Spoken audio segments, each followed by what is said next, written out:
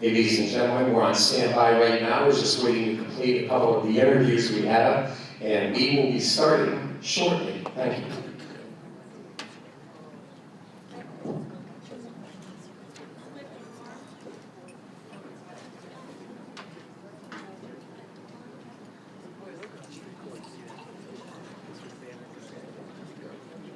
Pretty good. Did you see that? Did you see the banner ad?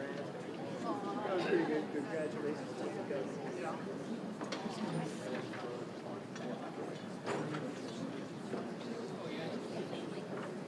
He does it very well.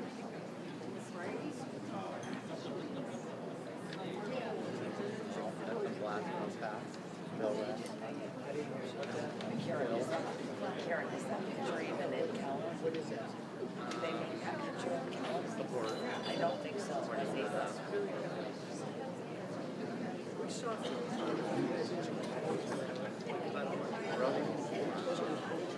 was what, okay.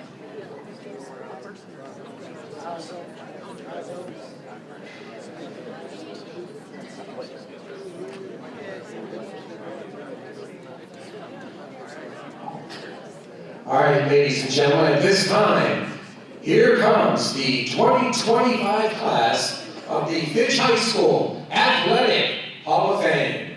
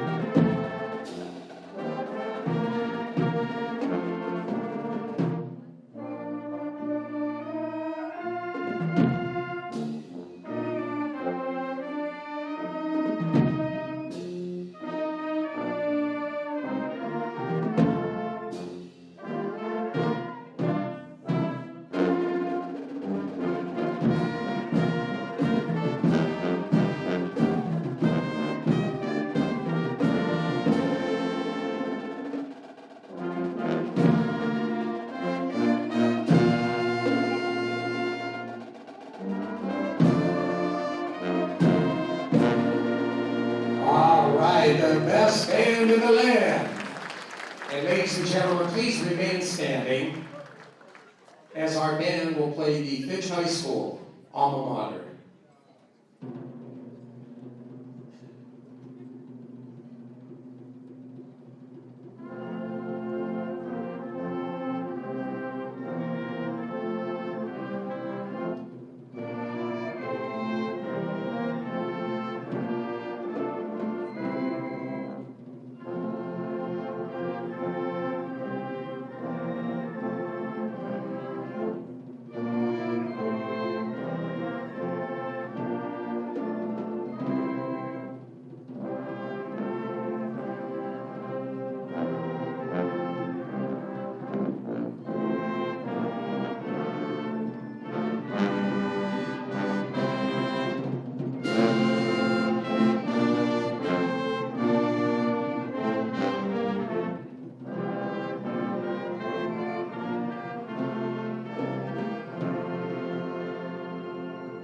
Let's give a big round of applause for these outstanding members of the Fitch High School Marching Band. Thank you. Okay, the class can find their seats at this time. And dinner will be served soon. Hey, Mark and Steve, right? And we will have our invocation once everybody finds their seats.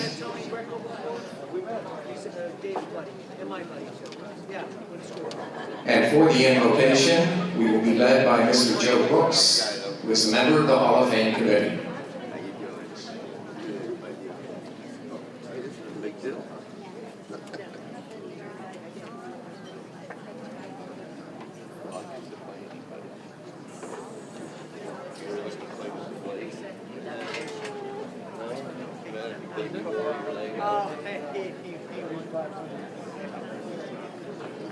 She starts going like this.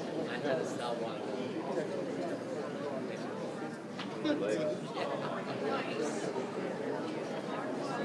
Okay, could you please bow your heads? Dear Lord, we thank you for this evening of celebration. We thank you for the food that's been prepared and the hands that prepared it for us. We thank you for each and every person that is here tonight, Lord, especially the inductees, their family, and their friends. We hope when the evening is over, they feel honored for their many accomplishments at Fitch High School and beyond, and thankful for the many people who helped them and supported them along the way. So we hope, Lord, when this evening's over, they feel blessed, honored, and encouraged as members of the Austintown Fitch community. Amen. Thank you, Joe. As Mr. Bokish has already pointed out, we will have some special recognitions beginning at 7:30, and then, of course, we will begin the induction with our class. So if you can just stay at your seats, staff here will call up your table when they're ready, and then we will start dinner, and then again, the program at 7:30 p.m. Thank you. All right, ladies and gentlemen, we'll get a few housekeeping things out of the way here as we get our program underway. My name is Tom Mock.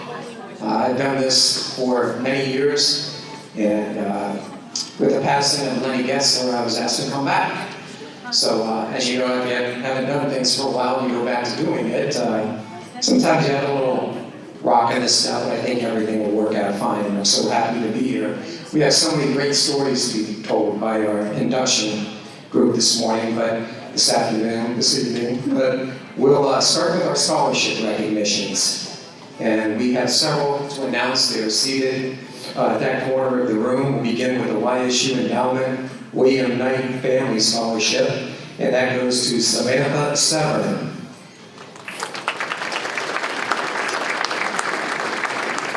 The Getch Family Scholarship goes to Marcel Finley, and he's represented by his mother, Tamika. Thank you, Tamika, for being here. Please stay standing until the end. The James Zaremo Scholarship goes to Frank Senadak. Frank, thank you for being here. The Dr. Thomas Steller Scholarship goes to Megan Vallis. The Greg Facemeyer and Family Scholarship goes to Carter Owens. Baldwin Walkersky. And the Gene Chetke Memorial Scholarship goes to Jordan Corwell. And one more, the Mock Family Scholarship is awarded to Chloe Smith. What a great group of young people. Congratulations to each and every one of you and your families. And if we could ask our town, you may be seated now, thank you.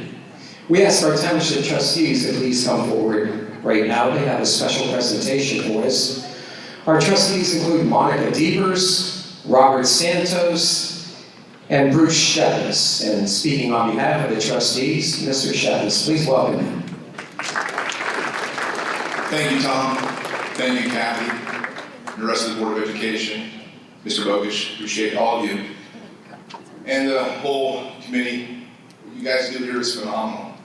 I haven't been here in a couple years because my daughter plays travel softball, but I was fortunate enough that we got knocked out pretty early today, and I had time to take a shower and come in today. So I'm glad to be here. I'm not going to sit here and read this giant stack of proclamations for all of you. So on behalf of the the Township Board of Trustees, I'm going to read one, and they all pretty much say the same thing, but with your name on it. The Board of Trustees of Austintown Township, Mahoney County, Ohio, meeting in public staff's session on Monday, October 6, 2025, did adopt the following resolution. Whereas all of you, as members of the 17th class selected for induction to the Austintown Fitch High School Athletic Hall of Fame, and a 2014 high school group, it's specific to a name, but you get the picture. You guys earned the honors of all district team and the rankings OHSSA, and multiple of you have broken different records and specifically list them in the body of these proclamations. So on behalf of the Board of Trustees and the Fiscal Officer of Austintown Township, on behalf of the residents of Austintown, we are pleased to recognize and congratulate all of you as one of the members of the 17th class selected to the Austintown Fitch High School Athletic Hall of Fame. I hope you appreciate the abbreviated version of this. Reading all 13 of these would extend your night by at least 30 to 45 minutes. Thank you. Thank you for the honors. Appreciate all of you. Thank you to our township trustees. So now we will begin the formal segment of our program. Again, this is the 17th annual celebration that we've had, induction ceremony. Had many great stories over the years, but after looking through the programs and getting to learn a little bit more about our inductees, we have a really, really interesting class. So I'm sure you'll have a lot of great stories tonight, a lot of inspiration, and a lot of great history as we go back in time, as long as 50 years, to celebrate athletics at Austintown Fitch High School. We will begin our induction ceremony with Richard Morrow, football, class of 1987. Rich was a great student athlete at Austintown Fitch, football, basketball, and baseball. He was co-captain of the Falcons' 1986 football team that won the Ohio Regional Championship with a dramatic victory over Canton McKinley. I know that game is still out there on YouTube. At the time, Coach Dave Hartman said it was the best team and the best effort in school history. Talking with Coach Hartman this week, he recalled the expectations were not high for the 1986 team, but through the leadership of Richard and others, we far surpassed all expectations. After Fitch was off to Ohio University, where Rich started 3 years for the Bobcats, winning football team all-academic recognition. Today, Rich works and lives in the area with wife Shannon, and they have 3 children. Let's now induct Richard Morrow into the Fitch High School Athletic Hall of Fame.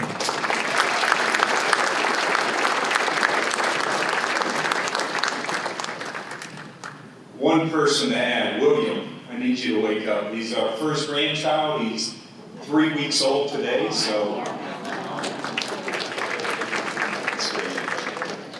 I just want to thank the committee. I mean, this is a true blessing and an honor to be a part of this ceremony, to be asked to join the Fitch Hall of Fame. So I do thank you for all committee members, and I really appreciate that.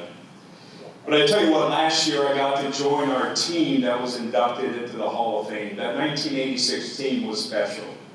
And I would not be here probably if it wasn't for that team. So I would be negligent if I didn't give my teammates a big shout out and our coaches, because without that team I probably wouldn't be here today. So Tom read the quote from Coach Hartman. And I just wanted to pause. It's in the program, but I think it's worth letting you know who this team was that I was a part of. The 1986 Fitch football team will go down in history as the finest team the school has yet to produce.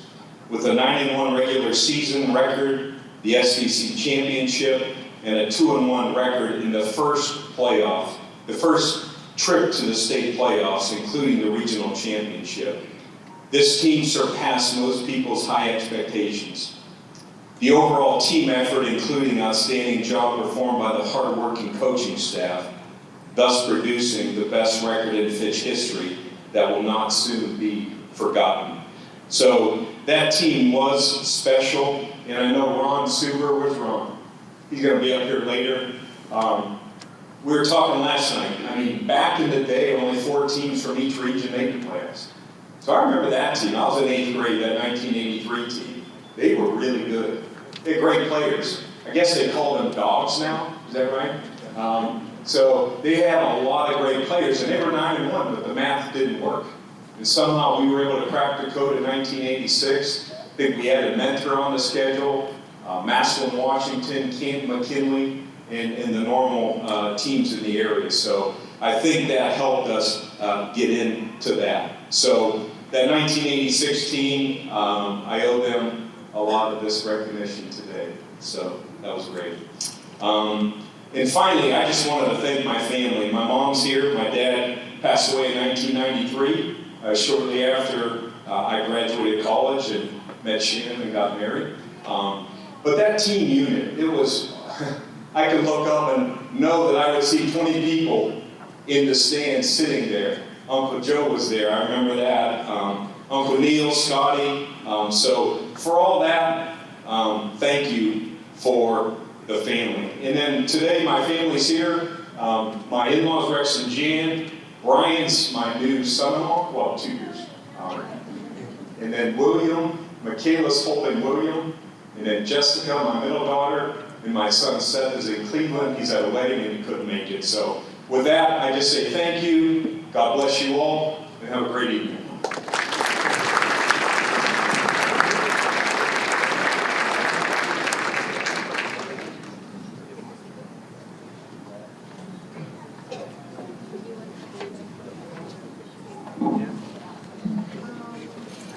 Next, legendary soccer coach for the Falcons, Rigoberto Castillo, better known to his teams as Coach Rigo. His story is fascinating. Arriving in the United States almost 50 years ago, he brought with him his passion for soccer and a desire for a good job. He found one at General Motors Lordstown Complex, where he was respected and admired by his co-workers for many years. He also worked hard and was so devoted to his student athletes, and it all resulted in a championship season and quality student athletes. Among them, Sam Kamens, who was inducted into this Hall of Fame a year ago. Sam has asked us to share this message to Coach Rigo and to everyone here. Coach Rigo knew tactics and techniques, but more importantly, he knew that soccer is a game of creativity and flair. A game that inspires excellence when played with heart. And he was just not a coach. He was a role model who led with character and consistency, always doing what was right for his players, their families, and the school district. We are proud of you, Rigo, and we thank you for teaching us how to play with skill and how to carry ourselves with integrity. Let's now induct Coach Rigo into the Fitch High School Athletic Hall of Fame.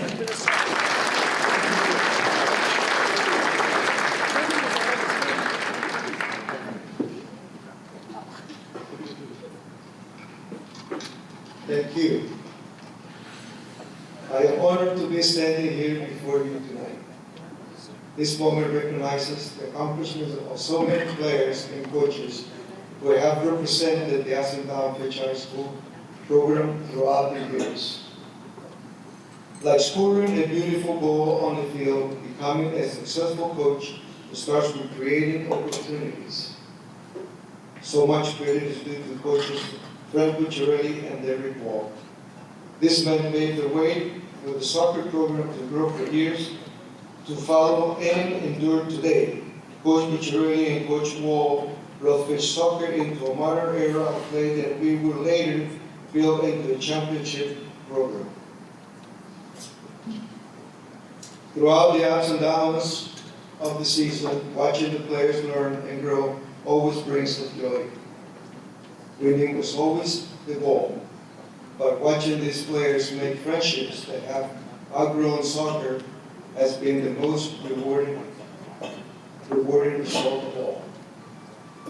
Many of our players started down the road at the HSL fields, my own sons included, and developed into players who would go on to compete at even higher levels. Eventually, passing the game on to their own children. Watching my sons, Christopher and Alex, grow and excel while playing for Fitch gave me great pride that I still feel today. This is the beauty of education, knowing that our work with student athletes sends ripples that carry on through our friends, family, and community. I would like to say a thank you to Coach Jim Thompson for all of his support and wisdom as my assistant coach. He always knew how to light the fire under you-know-what. My success as a coach at Fitch High School will only have been possible with the support of my family, in particular, my wonderful wife, Angie. Every season presents its own challenges, and Angie was always there to help. Her work to support the team was invaluable. In the end, recognition of my accomplishment as a soccer coach at Fitch High School is the celebration of the community and bonds that the players have made over the years. So in memory of the great teams from the 89s, 97, 98, 99, 2000, 2001, 2002, and so many more, I thank you again for this honor of office. Thank you.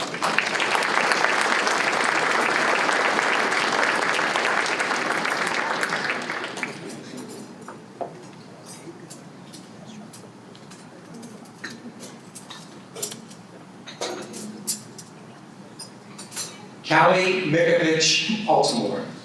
She graduated from Fitch in 2014. Her dedication and talent earned her all-conference, including Player of the Year, all-district, and all-state honors.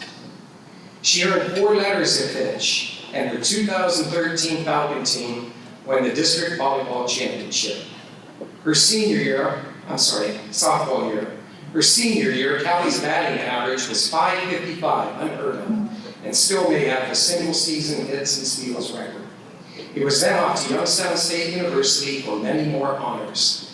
She was the first player in YSU history to reach 20 home runs over 2 years, and her 13 homers during one season remains a Penguin record. Callie and husband Lou live today in Columbus, close enough to stay in touch with proud parents Alan and Michelle, and brother JC, who is also an astounding student athlete at Fitch High School. Let's now induct Callie Mikovich Altimore into the Fitch High School Athletic.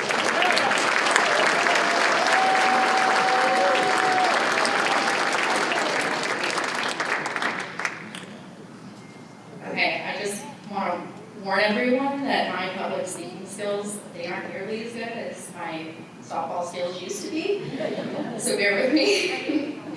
First and foremost, I would also like to thank the Fitch Hall of Fame Committee for this truly distinguished honor.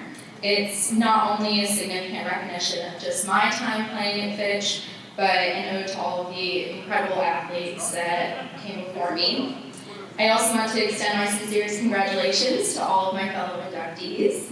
This is definitely a special moment, and I'm very thankful that I get to share it with all of you. My softball career started very early on in life. I was probably 5 or 6 years old, I want to say, and the only girl on my t-ball team playing down at Rocky Ridge. I assumed that I liked it because my parents just kept signing me up year after year, but I kind of figured out that maybe they just wanted somebody to babysit their kid for a few hours and tire them out by the time we got home. But I did really love the sport, and eventually I went on to play slow pitch softball down at Mill Creek Park, and that's where I had my first ever coach that started all of this, Mylan Zordich. He was a grandfather to some of my teammates, but you could tell that he was just genuinely passionate about helping all of us grow and learn the lessons that only softball could teach. And for that, I'm forever thankful to Mylan, who could not be here tonight.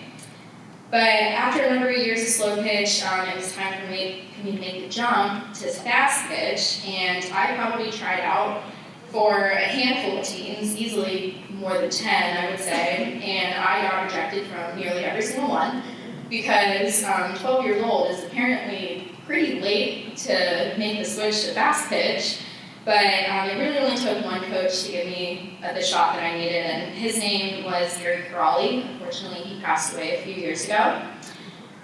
He just had that naturally positive and infectious attitude that saw potential in me when literally no other team did.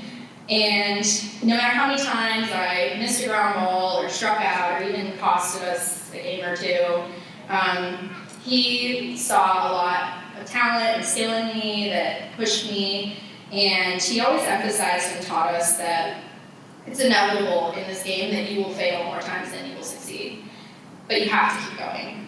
And that's exactly what I did, as the next step in my journey was coming to Austintown Fitch. And like any teenager coming into high school, there's a lot of nerves, excitement, stressors going on, but my main concern was making the Fitch softball team. And I was not aiming for JV, I wanted to be on varsity. We were in the Federal League at the time when I was a freshman, and Coach Mel and Coach Ward, who's here tonight, they both gave me the chance to live out that goal playing on varsity at shortstop in the Federal League. And after these 15 long years since I first got to Fitch, I can finally look at Coach Ward and say, what the hell? I was probably the worst shortstop to ever come through this program. And they learned that pretty quick too. So the rest of my softball career I spent at second base, and trust me, it was better for everyone. Once I got to YSU though, I actually never took the ball in the infield. They moved me to outfield because they said, I don't know what they did to you over at Fitch, but you're afraid of the ball. And I said, that's Coach Steve Ward. He would hit ground balls at us in the gym about 60 miles an hour and make us go outside in like 90-degree heat and weighted vests and take infield for about a solid hour, I would say. So I do want to, besides all the joking and everything, I definitely want to extend my love and gratitude to all the coaches that I had at Fitch. My teammates, they were amazing. We had a lot of ups and downs together, but overall, it was so memorable, especially being able to win a district championship together. That was truly one of my favorite memories during my time here at Fitch. But thinking about my life after Fitch, it was never like completely a clear picture. I was very thankful to Coach Ward and Coach Mel, who actually made my recruiting video, who gave me like a stat sheet to hand out to schools and whatnot, and they helped me get recruited, and I was able to go to YSU, which was another dream I had, to play Division I softball. And I'm very grateful for the time that you guys took and the care and attention that you gave me. It definitely helped propel my career to move on to YSU. Lastly, trying to think of the right way to honor some of the most important people in my life. The sacrifices and the work that my parents selflessly put through for my probably 16-year career, it seems impossible to put into words. My dad was my first actual coach. My mom is easily my biggest supporter. My brother Jay, who in his own light was a tremendous Fitch football athlete, he showed up to a few games every now and then, but all of them, I cannot express how much sacrifice and appreciation that I have for all of you for what you did for me for all of those years. It feels like forever ago when I was trying to, do all the sports, and I was young and wanted me to do everything, and I went up to my parents and I said, hey, I want to try cheerleading. And they said, no. And I'm little, so I was like, okay, that's a no, but they always told me that you're not meant to be a cheerleader because people are supposed to cheer for you one day. And in my eyes, you guys truly did everything the right way. You wore all the hats when I needed you to, even when I didn't deserve it. There was even times when I definitely didn't deserve it, when I yelled at my dad while I'm playing second base that to never come to one of my games again because he kept screaming at me because of all the errors that I made. And if you know my dad, he didn't ever stop coaching his kids either. He was a coach here for the Fitch for football, but he still came. My mom still came. My brother showed up sometimes.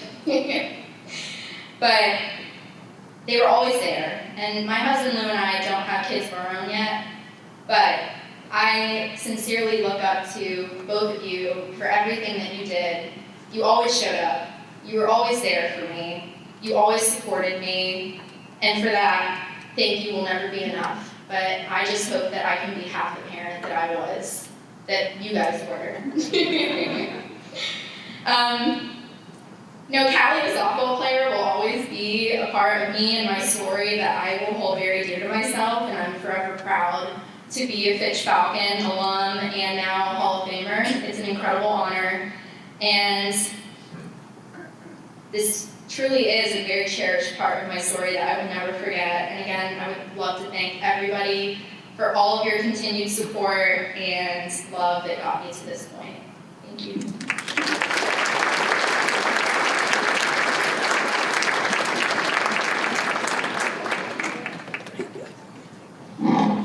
Thank you, Colin.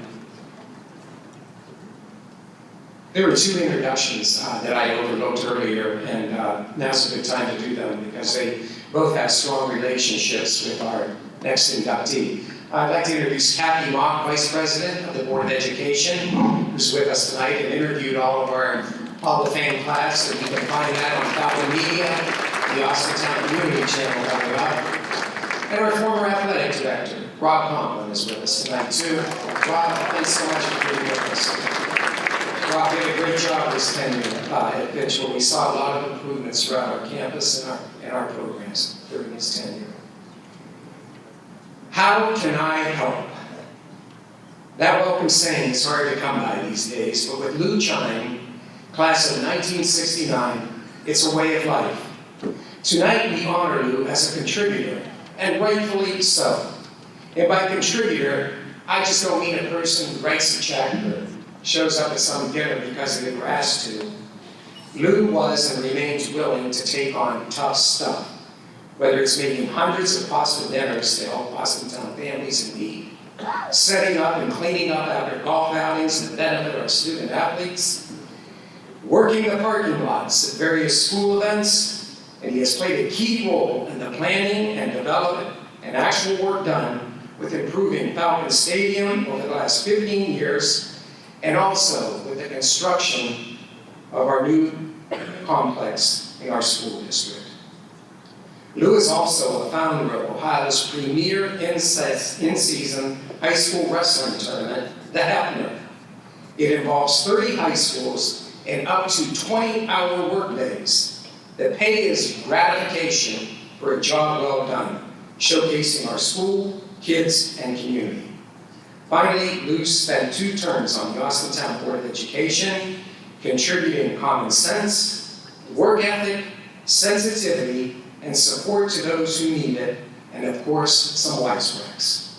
Let's now induct Lou Chime into the Fitch High School Athletic Hall of Fame.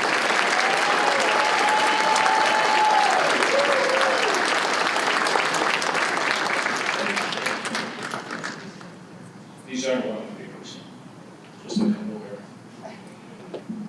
Anyone that knows me knows the stories that I can tell. And I'm going to pass on all that, Robert, so we can get out of here and not spend the night. I would like to start by saying it's been a great honor to receive this award. I want to Shelley, my son Adam, my son Aaron, my granddaughter, my daughter-in-law, and my beautiful granddaughters, Lucy, Lana, and my grandson, Little Lou, who I'm hoping is going to hear this thing. I feel honored to be here tonight. I've made so many friends, lifetime friends that are like family. The memories in fun times are going to be with me forever. I want to thank the committee, especially for this award, and also need to thank some of the people that put me in this position to be here tonight.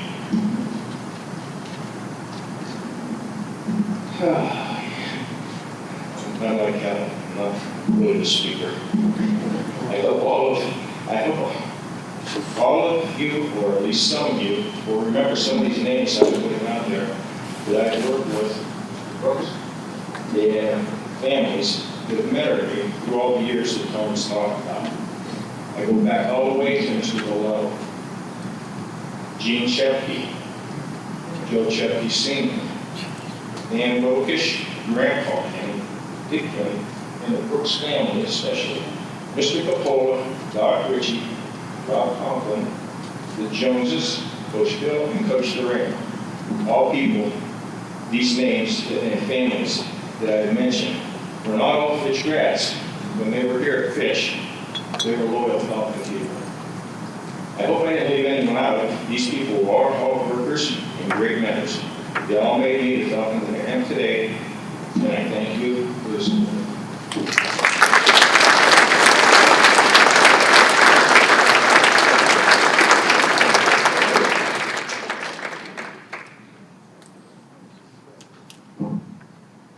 Well done, Lou. Thank you very much.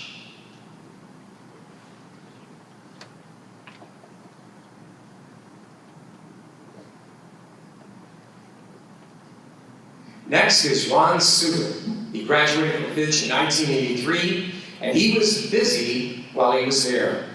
Football, basketball, and baseball, all conference in all three sports, and all Ohio in football. And I see at Austintown Middle School, Ron was on the undefeated basketball team, 18-0, and the head coach, our own Dan Bokish. And Ron also must have had a very good student. He ended up in an Ivy League school, Columbia University, and won 3 letters in football and all league honors. I think you're our first all Ivy Leaguer we've had here. Ron is remembered as a student athlete who set the leadership example with hard work and preparation. It carried over into his professional career with a near 4-decade run as a leader at Morgan Stanley Chase. Let's now induct Ron Suter into the Fitch High School Athletic Hall of Fame.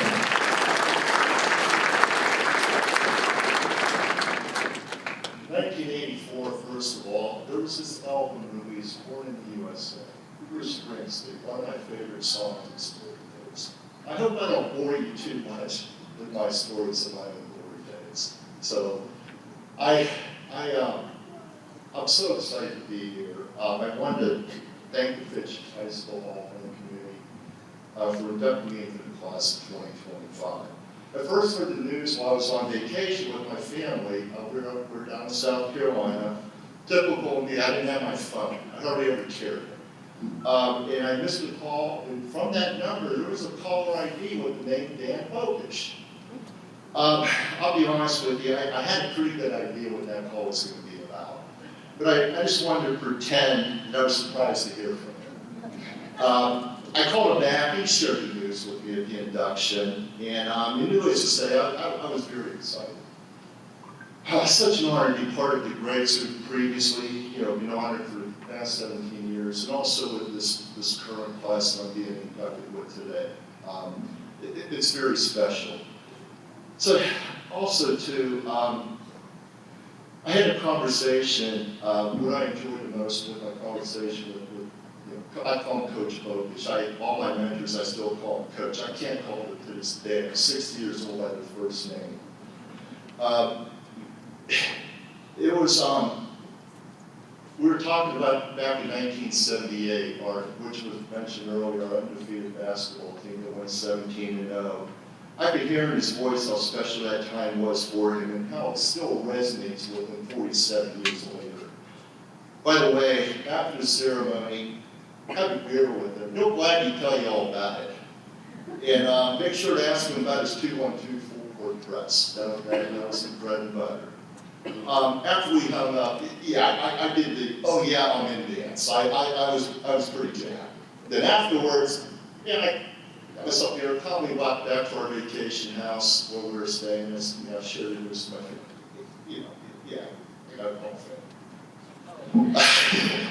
I was talking to Dan DiGiacomo here. He's here tonight. I want to recognize him as well. Dan nominated me for the Hall of Fame. I tracked down his cell number, around that time in June, and I called to thank him for submitting a nomination for him. I told him how incredibly moved and touched I was at the time, that he remembered me in my athletic days at Fitch. He took the time and did the research on what a guy like me actually accomplished, many years ago, and I'm eternally thankful. His efforts are basically why I'm standing in front of you here tonight. On a side note, being that he was here tonight, he was a place kicker on my senior on our football team. He was a left-footed kicker. To this day, I've never seen a straight-on left-footed kicker at any level, high school, college, or the pros. If anyone ever has, please let me know. How did I get here? Well, first of all, you had to demonstrate some type of talent. That's pretty important. It ultimately boils down to coaching.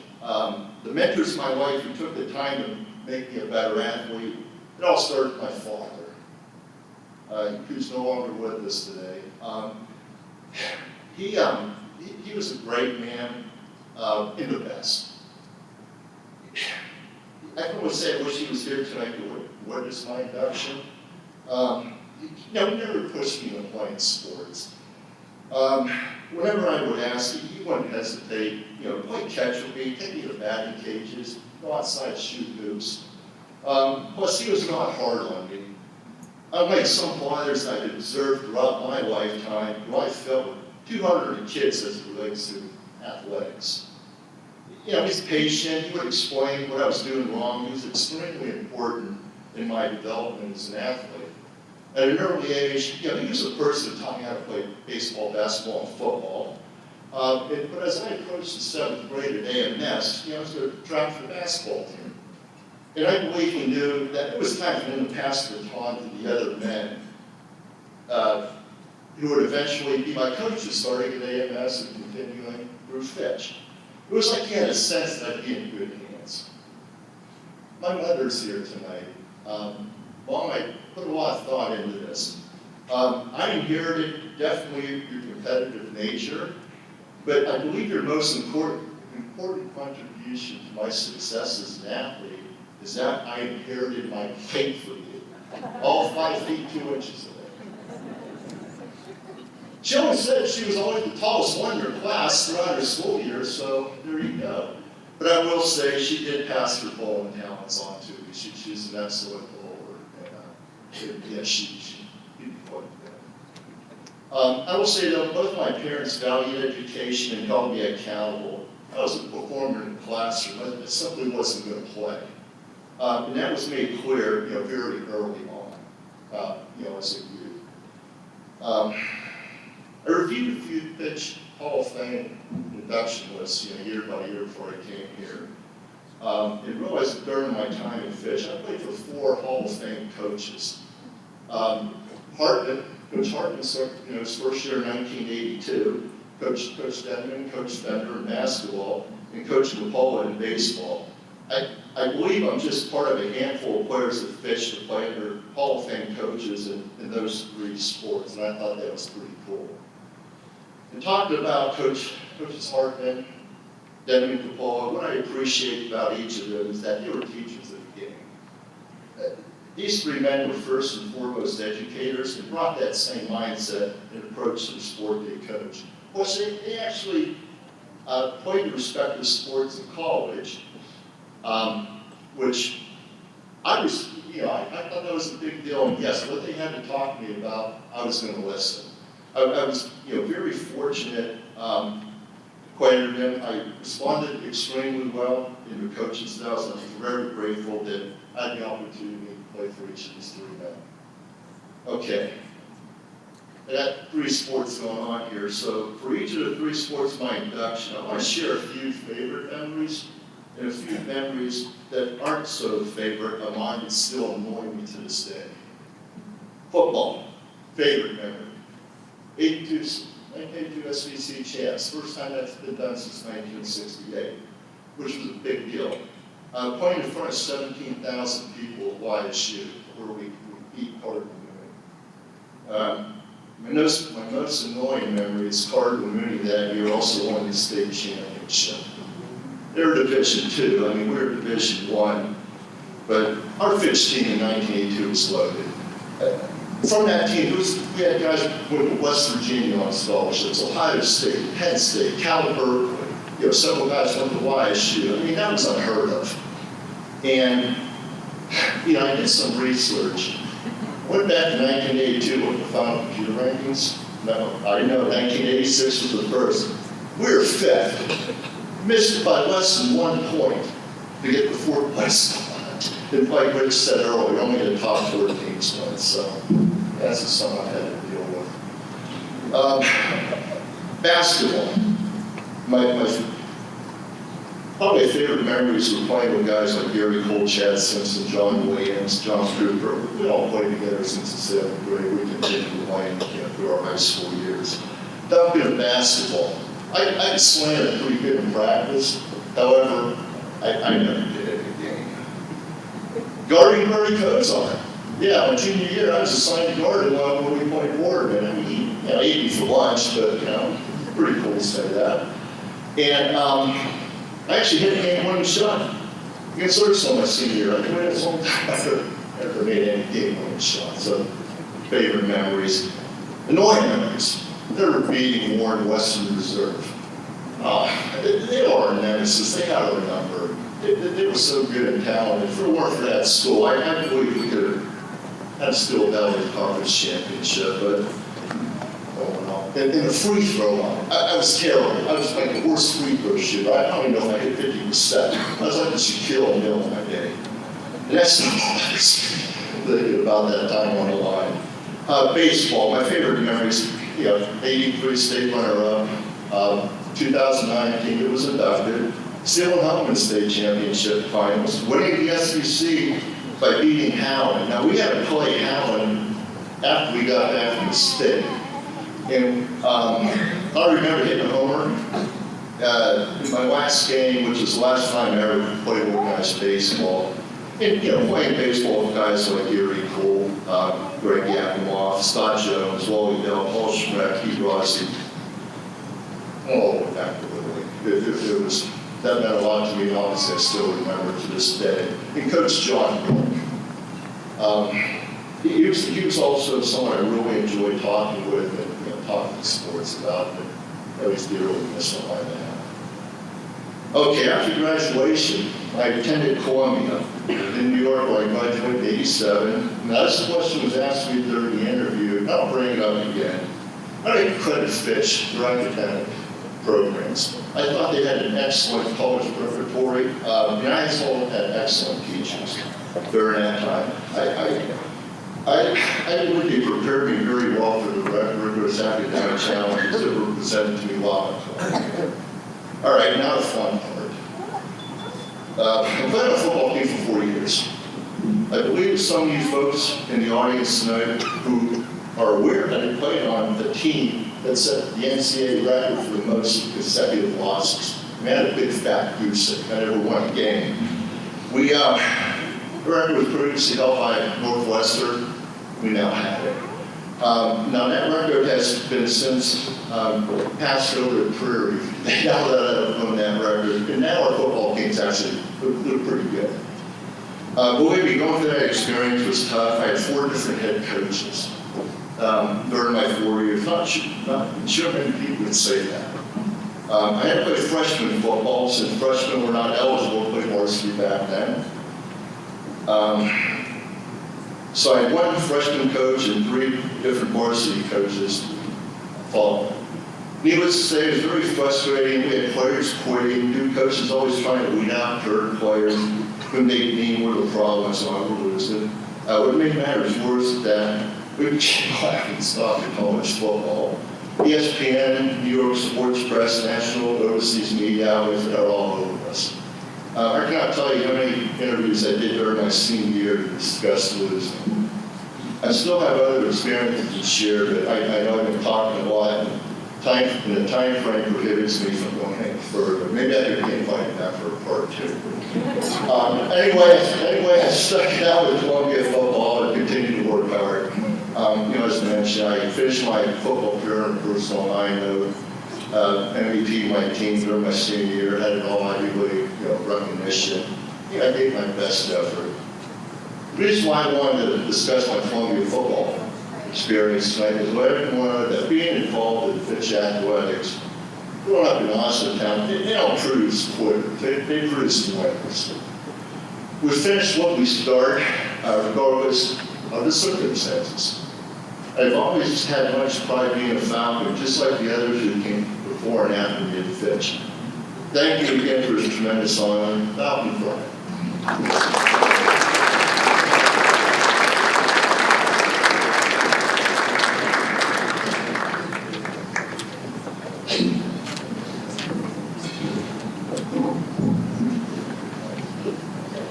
Thank you, Ron. In the early 1980s, the Fitch girls basketball team had a great run under head coach Rich Hura. The 1982-83 team made it to the state regionals. Coach Hura recalls it as a super season as the Lady Falcons posted 16 victories. The 83-84 team was also special. They made it to the regional finals, just a few points away from Columbus.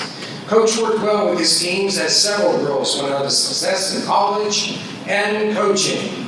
We have Coach Hura with us this evening, and he brings us the great run story as we induct both teams into the Fitch High School Athletic Hall of Fame. Coach. Thank you very much. Since it's been about 40 years, I'll keep my comments brief. First of all, I'd like to thank the committee for recognizing the 82-83 teams for their success. It was not only their talent, but their hard work and dedication to the program that made Fitch girls basketball teams known throughout the state. With their back-to-back appearances in the regions, it would be an injustice to single out any one individual, for they were a team. Because of them, future teams went to continue with their winning ways, winning many Steel Valley championships, especially over Boardman. I also would like to thank my assistant coach and the supporting fans. It was very gratifying to be able to coach such a group. The teams left me with numerous memories that I was able to share with my friend. I was very proud of this group. At this time, I'd like to recognize the team members, and starting off with my assistant, Mary Ann McGagan. I know she can recall the numerous times we had to scout, and those are some of the things. Next in line is Patty Halco. Patty Halco Simmer, okay? She was our point guard, and she did share a little story with me earlier about how she wanted to give up the point and get rid of the ball as soon as possible.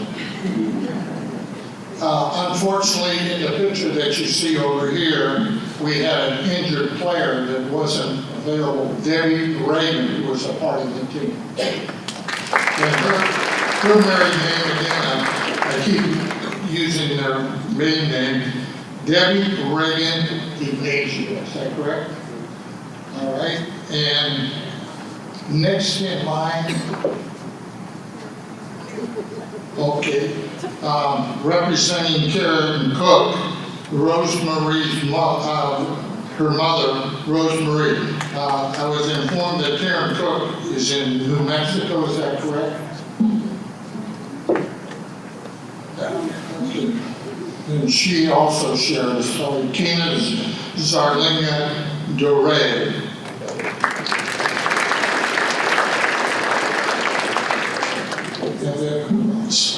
Okay, Marie Chacon Edwards.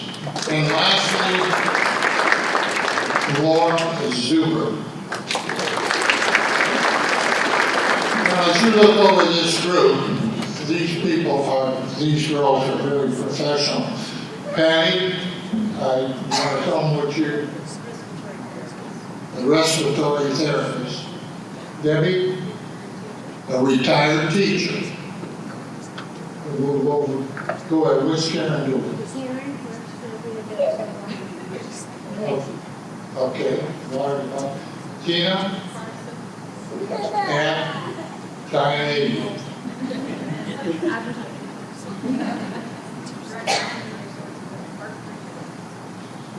Laura? Okay.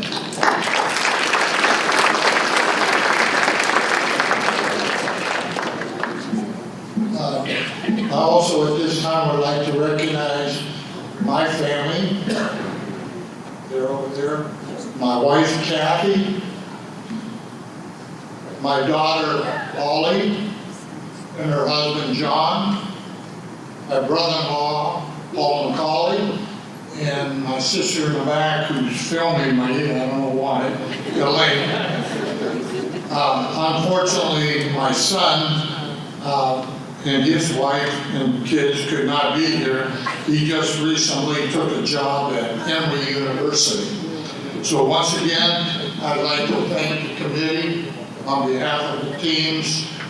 This is something really outstanding and I will never forget it. Thank you again.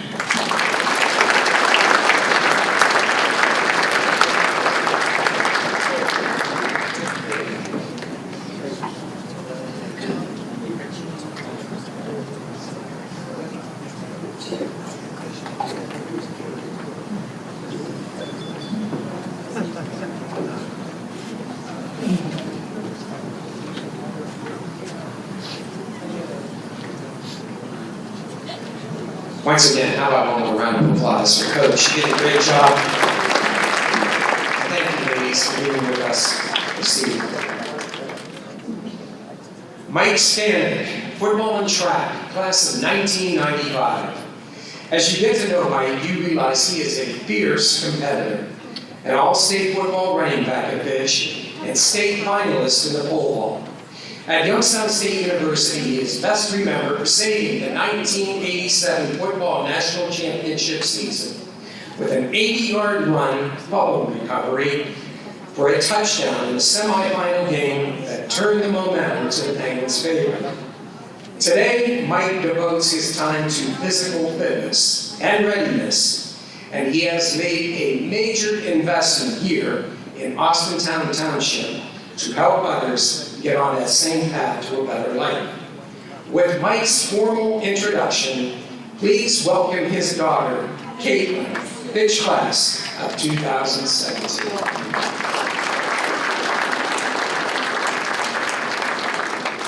For those of you who know my dad, know that he's a man of few words. Unless he's bragging about how he used to bench press 500 pounds back in his day and was the strongest guy in the gym, then he has a lot to say. All jokes aside, I'm grateful to be here tonight to help honor my dad for all of his accomplishments. During his time at Fitch, he played football from 91 to 94, where he played fullback on offense and outside linebacker on defense. He earned 4 varsity letters along with All-State and All-Steel Valley Conference awards. He also participated in track and field, where he was a state finalist and held the school pole vault record at 14 feet and 3 inches. He then went on to play football at Youngstown State under Coach Jim Tressel from 95 to 98. While at YSU, he helped the team win a national championship at linebacker in 97. During his final season, he served as team captain and was voted the team's most valuable defensive player. His football days didn't end there, though. He ended up playing arena football for the Mahoning Valley Thunder, playing on both sides of the field. What makes me proudest, though, is everything he's built after his playing days. He owns 4 successful businesses right here in Austintown: the Body Shop Total Fitness, M&C Construction, Pro's Smoothie Bar, and Austintown Athletic Center. I'm lucky because I get to work alongside him at all 4 of these places, and doing so has been one of my favorite experiences. By working with my dad, I've gotten to see firsthand how hard he works, how much pride he takes in what he does, and most importantly, how well he treats every person he meets. He is the true definition of a leader in every sense of the word. I couldn't be prouder to call you my dad, but even more so my best friend. Please help me welcome my dad, my best friend, Mike Stanek.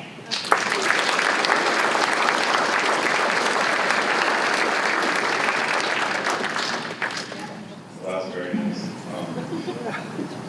I want to thank the committee like everybody else did. This is a huge honor. It's to be able to stand up here with people before me. I think I grew up in a special time. I was very fortunate to have the coaches that I had at every step of the way. We started middle school, Coach Pilato, everybody just knows what he's about. And going to high school, having Dave Hartman, like some of the other guys had here, Coach Brooks, Coach Moore, Dockery, young Tim Kelty, just getting out of the golf course. And then moving on to Youngstown State with Coach Tressel, and then assistant Sarah like Natcher, and a lot of the other guys that went on to coach, head coach Division I schools, even coaching the NFL. So I've just been very blessed. I mean, football, I think all sports, anybody that plays sports would agree with me when they say it's not just the athletics, it kind of builds your entire life. How you reach goals and your values and morals. It's a special thing for me. It's all the lessons I've learned from those people. So I thank all those people that are in this room who supported me. And I'm just very grateful. That's all I have a lot to say. Thank you guys.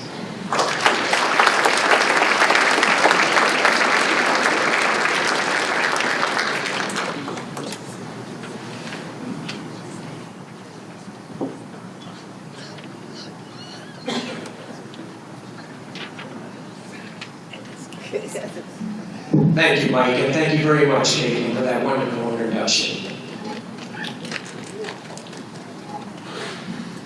Stacy Mang Goodman, volleyball, class of 2004. Stacy played a key role in the great success of Fitch volleyball under head coach Tom Case, who I did see last night. I don't know if he's here this evening, but he was a wonderful coach. He had a great run during his time at Fitch. In Stacy's senior season, 2003, that was Tom's final year of coaching. He wanted to retire and retired badly. And Stacy and her teammates would not let him leave early. In the regional final in Hudson, the Falcons made a dramatic comeback against Mentor that sent them to the state finals. Coach Case told the Vindicator at the time, "These girls will not let me go home yet." Stacy was part of the blame. She had 28 assists in that game. Unbelievable. That's just one of many highlights of her great volleyball career that was extended to Youngstown State University, followed by coaching and officiating. Today, Stacy is a wife and mother of 3 children. Let's now induct Stacy Mang Goodman into the Fitch High School Athletic Hall of Fame.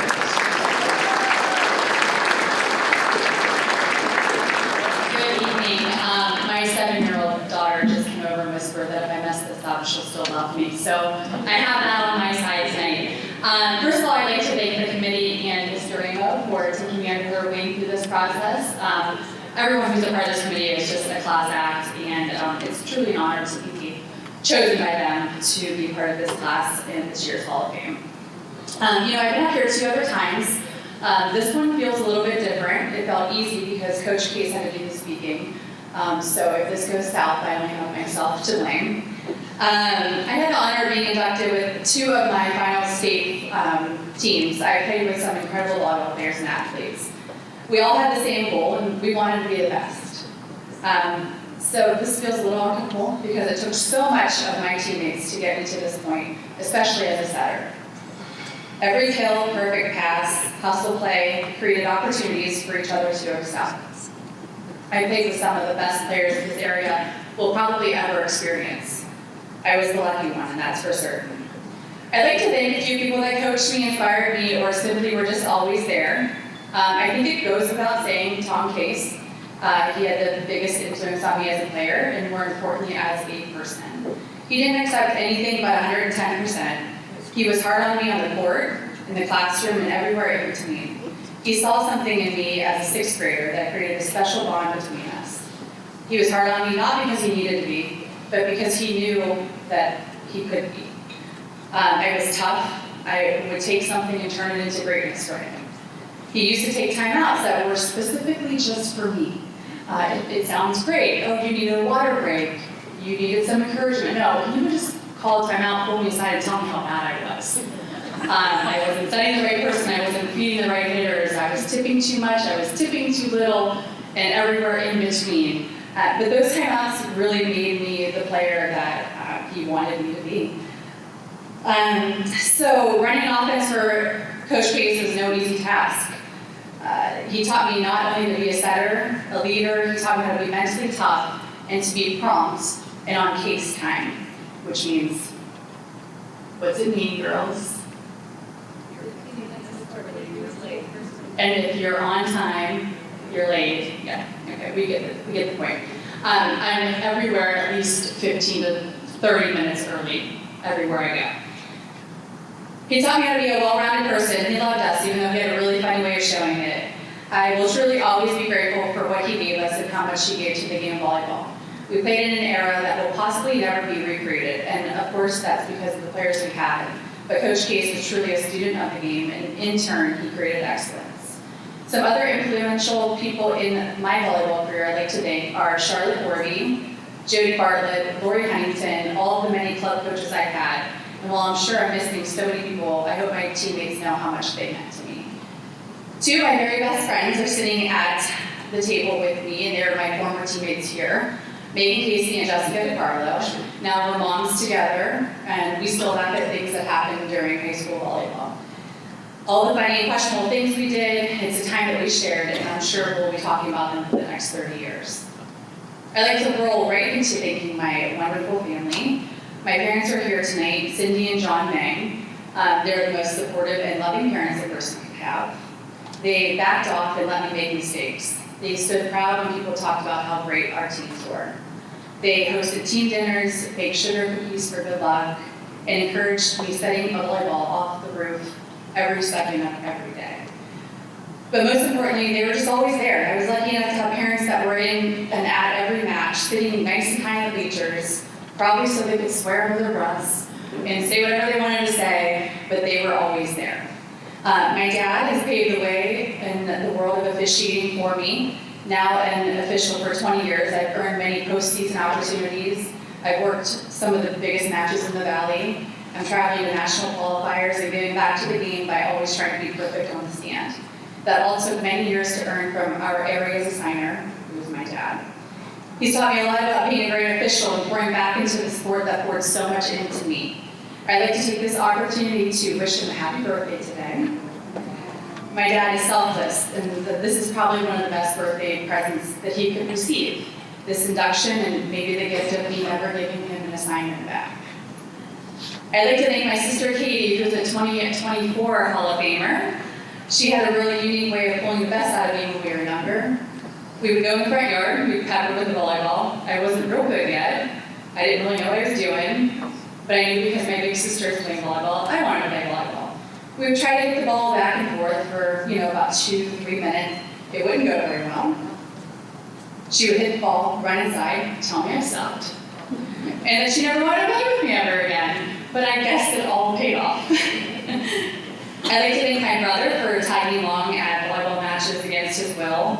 I asked ChatGPT how to include my brother, who was a great athlete himself, not make him feel bad about his 2 older sisters being part of the Hall of Fame, for he is. And ChatGPT couldn't really give me too much. So, we're just gonna leave it there. But thank you, Johnny, for always being so supportive. And I'm sorry your older sisters might just be a little bit more athletic than you. I'd like to thank my husband, Denver. He's always been so supportive of my love of volleyball, being on 3 to 4 nights a week with high school matches in the fall, and being on every Saturday and Sunday from January till May for tournaments. He holds down the fort and never complains, while playing Monday nights in women's leagues and hyping me up when it's championship night, or listening to the drama that went down between 40 and 50-something-year-olds, because we still think winning is everything. Thank you, Denver. We've created a great life here together with 3 beautiful children. Sadie, who's 7, My middle son, Dustin, who's 5, and Dylan, who's 3. Sadie's here tonight, and I just want her to know there's no pressure being my only daughter and needing you to play volleyball. And when we play keep you out with a balloon, I'm not staring at your form. But I love you, and I'm so glad you're here tonight. Keep being feisty. I think you're going to be a part of the Hall of Fame someday, too. For me, being inducted tonight isn't all about stats and wins. It's about what volleyball has done for me. It's opened so many doors and has created so many great relationships. I will forever be in debt to the game of volleyball. Volleyball has taught me many things, but maybe the biggest lesson is this. Being a setter showed me that life, like volleyball, is about putting others in the position to shine. And when they succeed, you succeed. That's the real victory. Thanks again for this incredible honor. I will always be proud to be a Falcon and to be part of this tradition. Thank you.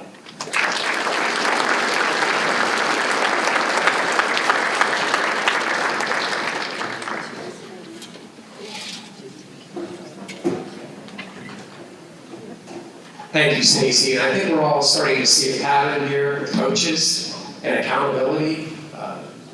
Coach Case, Coach Hardman, Coach Ward. They're tough. They're tough. And they take on accountability and try to make student athletes better. So I think that's something we can all carry with us throughout this evening. Tim Lane, track. Class of 1975. 50 years, what took you so long? During the late 1970s, pole vaulting was going through some big-time changes. It was mostly driven by fiberglass pole technology that sent vaulters to new heights at that time. But just missing out, or maybe just as it was beginning, the tech boom came to Tim Lane as well. He and others of his time, though, had to tough it out with stiff poles and sawdust landing areas. That would hurt. Those barriers did not stop Tim from excelling. While at Fitch, he set conference records, won state and national championships and recognitions. And if you look into tonight's program, you'll notice someone named Jeep in the program. And he broke all of Tim's trophies, and I'm thinking to myself, what the heck is going on here? Did they mean he broke all of Tim's records? You know, when he was flying through the sky. But no, Jeep actually broke all of his trophies. So now let's induct a fun guy who could fly. Tim Lane into the Fitch High School Athletic Hall of Fame.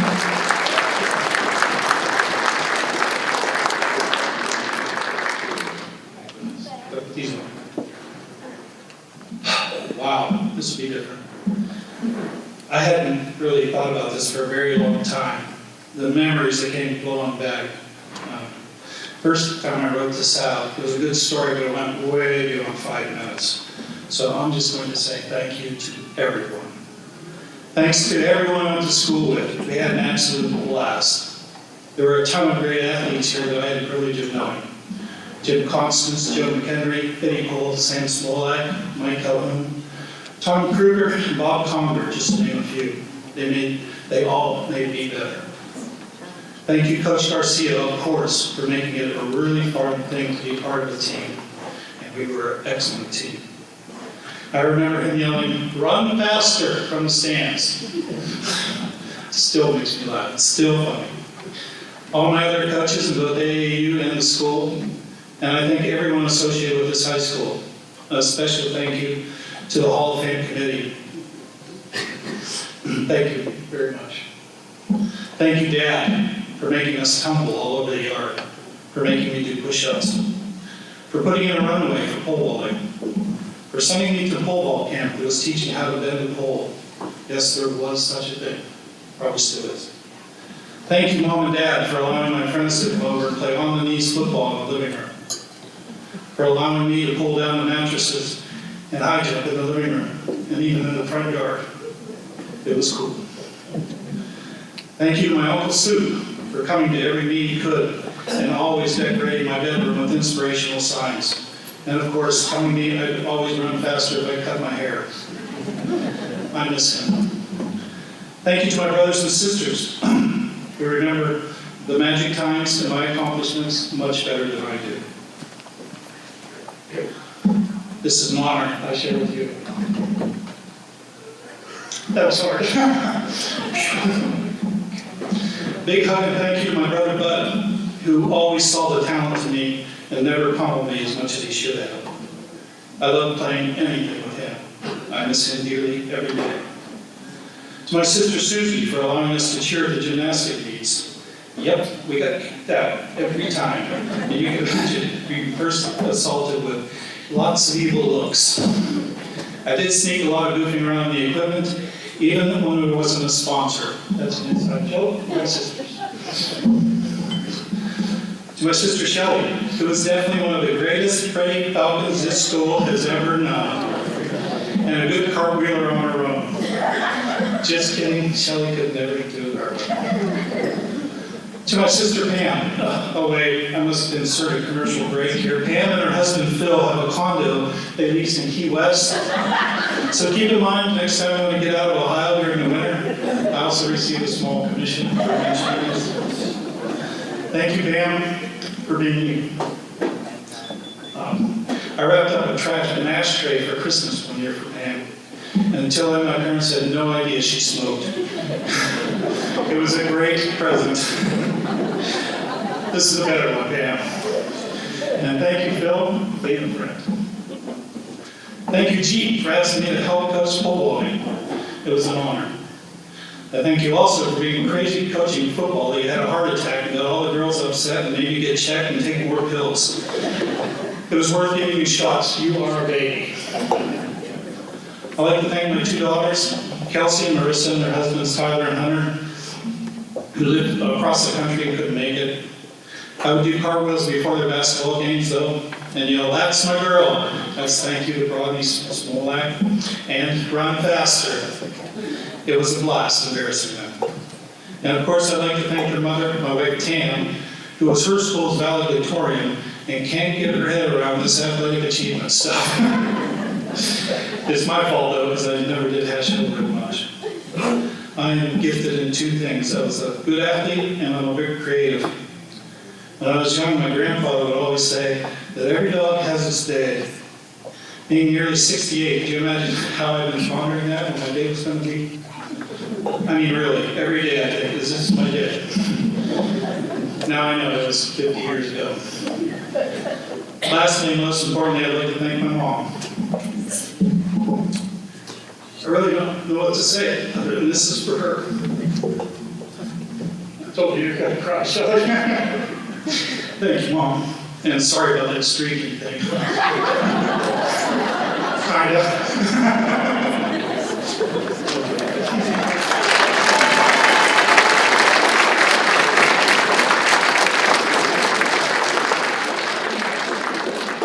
We'd asked him to do one more cartwheel. We do not want this to be the day.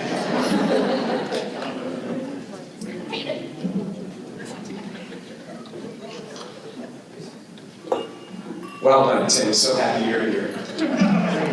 Good one.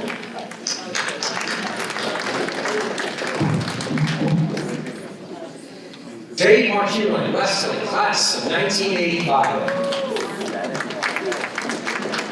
Quite a story. Dave had a great wrestling career at Fitch. He was undefeated in his regular season senior year, won the district tournament, and a trip to the regionals. He credits former Falcon wrestling coach Bill Resch for much of his success. Not only then on the mat, but today as well. You see, 40 years later, wrestling is still a big part of Dave's life. He has turned South Range High School into a wrestling powerhouse, highlighted by a 2022 state championship. I found an internet interview of Dave, and he makes it clear it's not about him. The priorities are his wrestlers, the school, and the entire community. He also credits youth wrestling for driving successful high school programs. And he credits Austintown among the communities that early on built solid youth programs, and thanks Austintown's Rich Donaghy, among others, for paving the way. Let's now induct Dave into the Fitch High School Athletic Hall of Fame.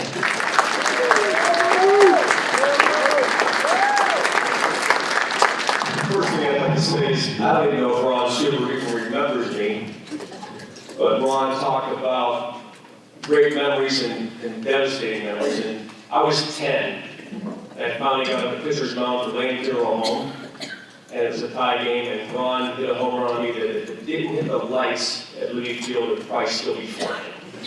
Just thought I'd remind you about that, Ron. That was one of the 28 home runs you hit that year.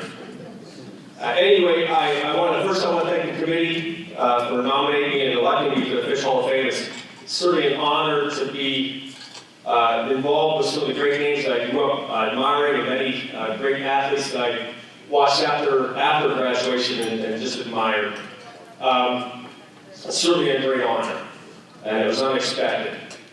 Like I said, I'm still involved in the sport of wrestling. It's been 46 years between wrestling and coaching. I just recently, about a month and a half ago, announced my final retirement from coaching.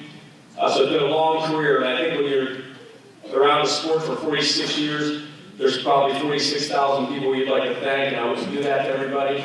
But I think the people that were involved over many years, the coaches, the teammates, many of my wrestlers and parents, they know who they are. I'd like to thank them. And there's just a few people that I'd like to send special thanks out to. The first one is my mother. She's no longer here with us. She's been gone for several years now. My mother she wasn't developed a very good hand. She was 36 years old, had 4 kids, and became a widow. And I happened to be the youngest of those. And if anybody knows my brother Louie, who's sitting back there, by the time my brother was done with her, she was pretty tired. And then you followed up with my brother Gary and my sister Sharon, which weren't big problems, but by the time she got to me, she was pretty much exhausted. And I couldn't get away with anything. She didn't have the energy to keep up with Dave. And that's where the sport of wrestling kind of gave her that little breathing room where she got to enjoy a little bit of her last child. My mother learned the sport of wrestling. She learned the moves. She learned the points score, how the scoring worked, and she let every referee know that she knew that. And I know right now she's probably sitting in the front row at the pearly gates, still swallowed without a bad call. So I just want to thank my mother for all her support. We always had to argue who she loved the most, and I'm going to tell you guys right now, she loved me the most. Some special thanks that I'd like to send out. My family's here, my inherited family's here, my in-laws my married family's here. They're both great families. I got lucky to have 2 great families that supported my entire career. I got 2 great kids that I'd like to thank just for taking after their mother. And I'd like to thank my wife. I don't want to look at her right now, so I'll get emotional. Karen met me when she was 17. It was right towards the end of my wrestling career. Many people asked her what she saw in me back then. Many people will probably ask her tonight the same question. We don't really know the answer to that. But Karen was there for some great wins for me. She was there for some devastating losses.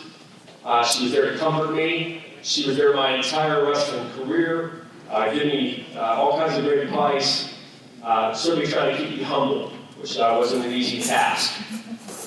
Karen's a great woman. She's a great wife. She's a great mother, and most of all, she's my best friend. And I want to thank her personally.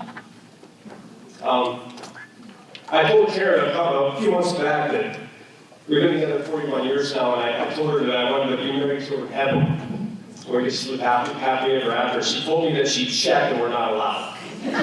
She said, in heaven, we're just friends. She learned her lessons, so I'm going to enjoy the heck out of her while I have her on this planet and try my best to convince her to stay with me later in life. But anyway, I want to thank my wife. There's a beginning and an end to everybody's career. And the beginning of my career really started, it happened by accident almost. It was an hour and a half by really almost not happening. If it wasn't for a life-changing moment with one of my 7th grade teachers, and he's not here tonight, but I'd like to thank Mr. Ed Skibo. Ed was my 7th grade math teacher, and Ed didn't teach me something, some mathematical equation that changed my life. Ed was also the 7th grade basketball coach, and that happened to be a team that I tried out for, just like every short, slow kid that couldn't jump 6 inches off the ground. And it started out with 20 guys, and I made it down to 15 and down to 10. And Ed said that we're going to keep 8. And the next hour and a half practice I had was absolutely horrible. And sure enough, the next day, I was no longer on the roster. About 2 weeks later, I walked in the wrestling room with socks. People remember Mr. Don Flickinger, he was the head coach, had a huge red afro. And he said, go practice with Danny over there, he's your weight. And I'm not going to mention Danny's last name, because people may know him. But I said, I see how this is going to go. Danny's been here since the start of the season. I'm showing up about a week and a half before the first match, and he's going to be in the lineup. And Mr. Flickinger dragged me over to the corner and said, I don't think you understand how the sport of wrestling works. And I said, little 85-pound kid looking up at him, I said, well, you tell me. He said, you and Danny are going to wrestle each other in a thing called a wrestle-off. Whoever wins that wrestle-off will be in the lineup each and every week for 12 weeks. And I beat the crap out of Danny for 12 straight weeks. And I don't know if a star was born that day, but certainly a love was found. The kid that was too short to play basketball, too small to play football, not fast enough to run track, found something that worked for him. So it isn't too often you thank a coach for cutting you, but in this case, I want to thank Mr. Skibo for cutting me. I hope he watches this on YouTube someday. Mr. Skibo, thank you for cutting me. It opened up a great, great career for me, so thank you. Next, I'd like to thank the guy that was most important to my career. Not only my wrestling career, many things in my coaching career, my business career, and my personal life, and that's Phil Resch. Phil's not with us tonight. He told me last night he had a pre-engagement with his grandchildren, and I said, absolutely take care of your grandchildren. But Phil taught me so many things in the wrestling room beyond wrestling. And Phil made me a pretty good wrestler. And Phil's word to me was like just below God's. Anytime Phil said something, I absorbed it like a sponge. But Phil taught me a few things in wrestling, in that wrestling room that I kept really true to my heart to this day. The first thing Phil taught me was to believe in myself. I was a freshman, getting my tail handed to me every day by guys like John Smith and Kenny DeSantis. And Phil made me wrestle with the toughest kid in the wrestling room every single day, and I hated him. I would come home with a nose that was sideways and knobbies on my eyes.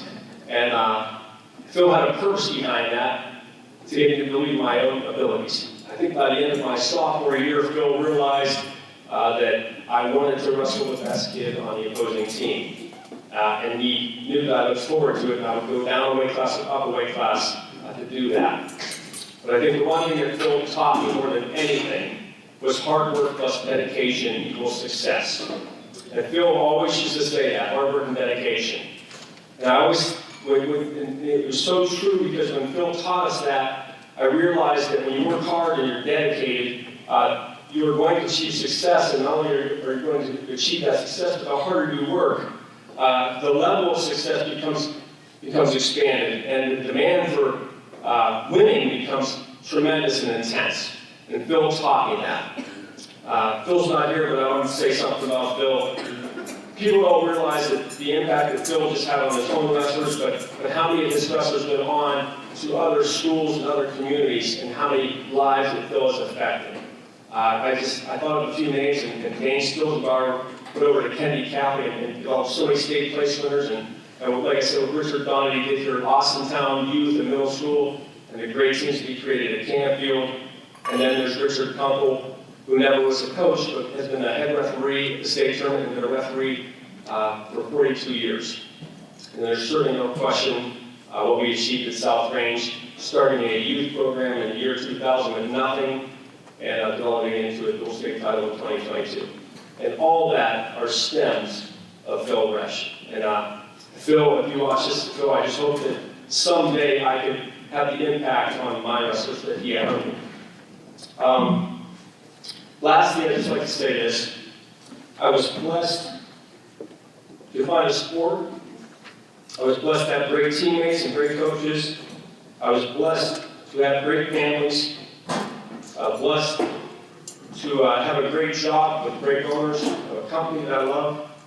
I was blessed to coach thousands of kids. I was blessed with great kids of my own. I was blessed with a super great wife. And now I'm blessed to be in Austintown Fitch. And I will say this, I just want to thank the good Lord, because the game plan he had for my life was way better than anything I could have come. Thank you.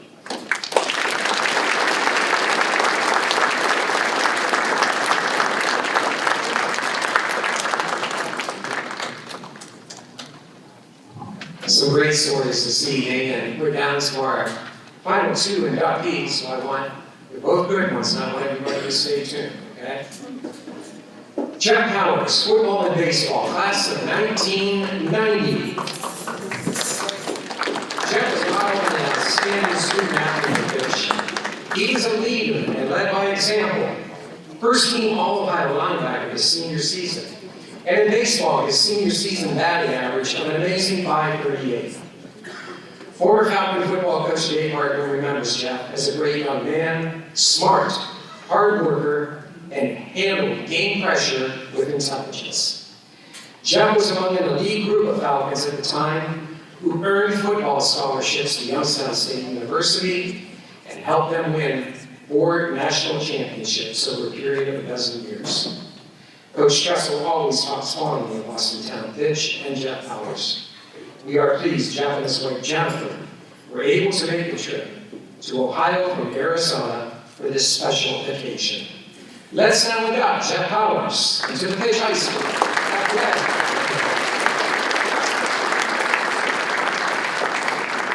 All right, in stark contrast to my other inductees, I love a microphone. So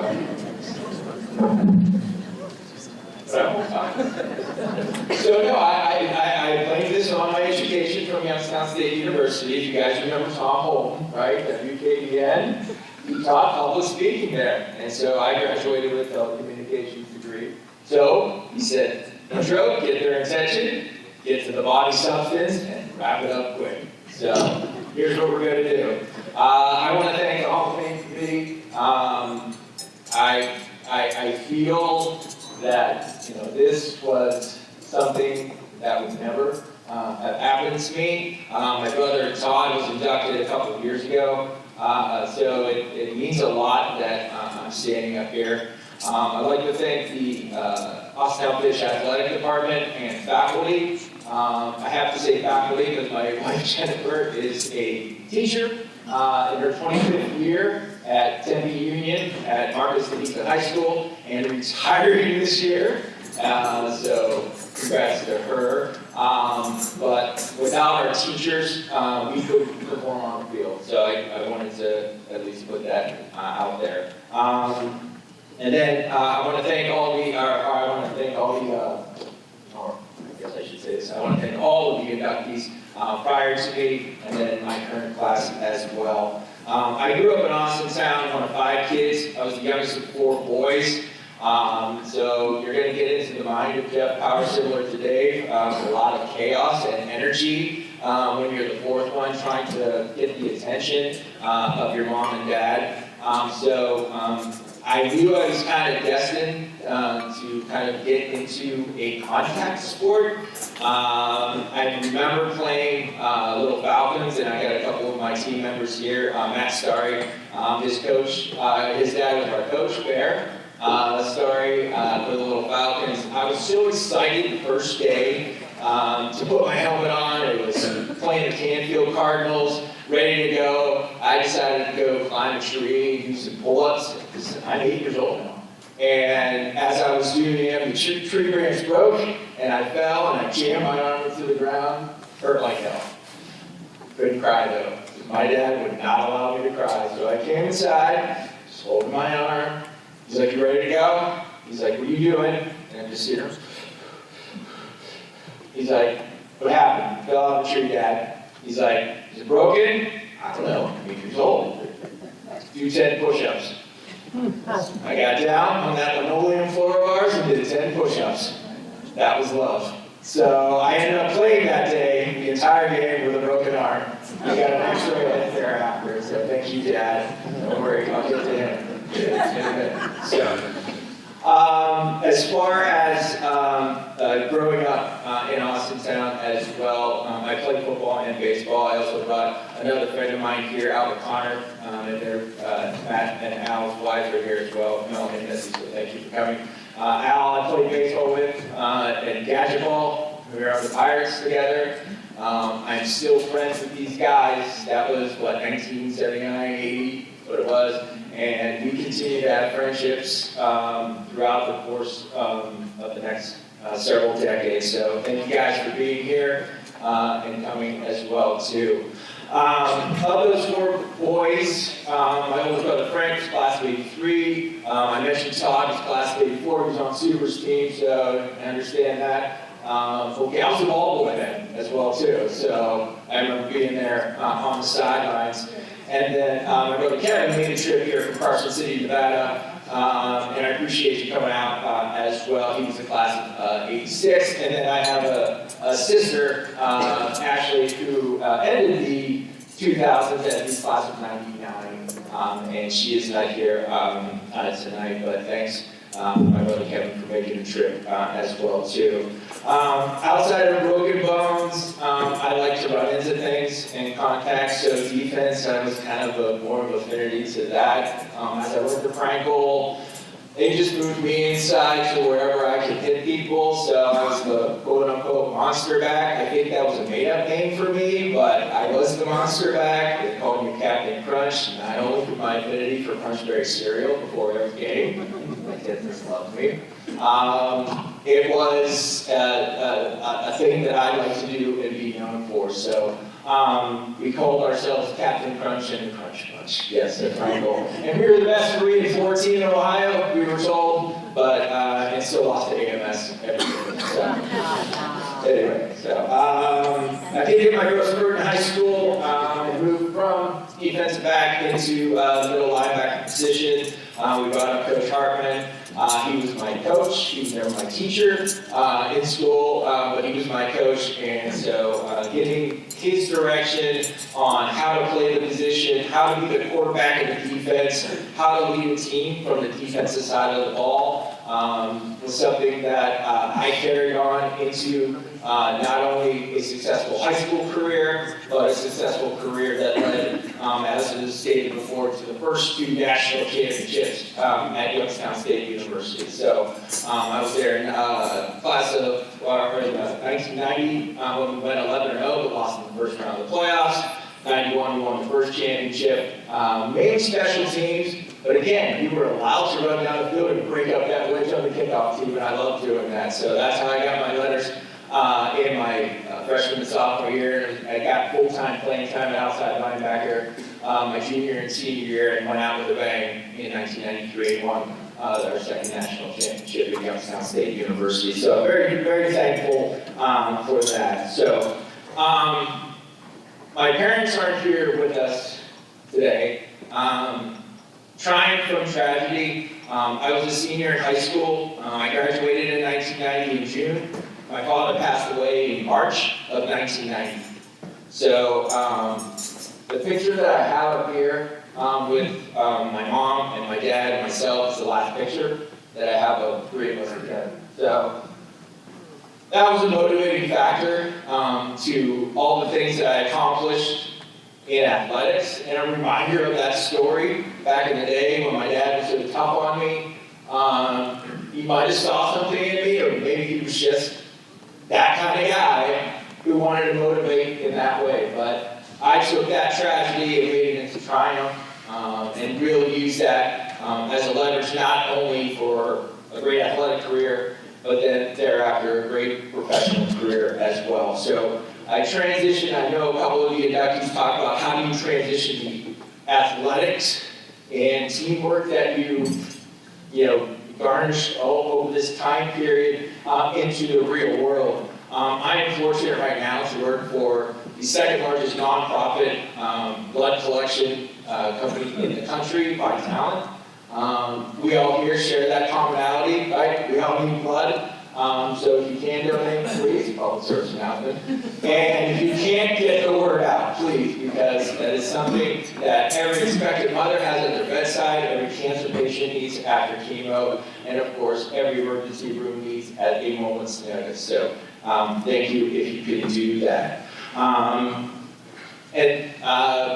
Before I get to my finally, that teamwork kind of was encapsulated last week. As it was stated, I am in Arizona. Maybe that's why I'm going second. I'm making your laugh, right? So I'm going second to the last second folks, but this is good to hear. So last week I was at the Arizona Cardinals game on behalf of Crucial Catch, which is for cancer survivors, and we connect their donors who provided them platelets to help them survive whatever ailing cancer ailment, and so we connected them at that game.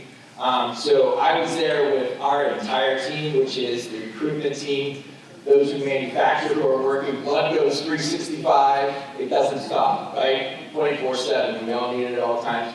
Manufacturing teams, distribution teams, and myself. So everything we do on the field can translate into the real world, and I saw that last week, so I just wanted to kind of put that into perspective, that it happens every day in my world. And the other thing that I was able to do at the game, since I brought up my parents, as you know, my dad passed just 4 years ago, in 21, my mom passed as well as a victim to cancer, so it's a little bit more special to have that crucial catch moment last week at the Cardinals game as well. So, all right, and finally, I do want to thank again Jennifer, my wife, for being here. It is our 28-day anniversary. I didn't forget it, right? 28 days. There's a story behind this. So, I'm also with my beautiful stepdaughter, Savannah, who just graduated from high school in Arizona and is now attending college at Mason Community College. And I bring this up because, as I stated, I was 18 years old when I lost my father. That was 35 years ago.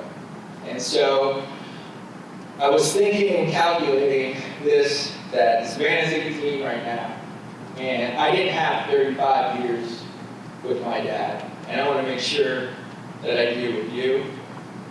And so we got married September 15th, and that is my new stepfather.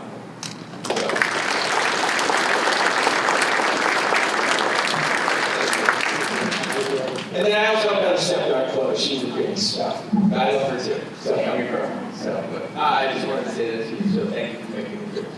So, and that's it. Hopefully I will be back to Ortonville, Ohio. I will not come in the winter. But I will definitely want to come back, maybe buy a shoe, get me an air hole. Is it stroll? You can be there? Did you get me in? Oh, about it, right? All right. Well, thank you for your time. Thank you again, Open Committee, for the introduction. And have a wonderful night. Take care.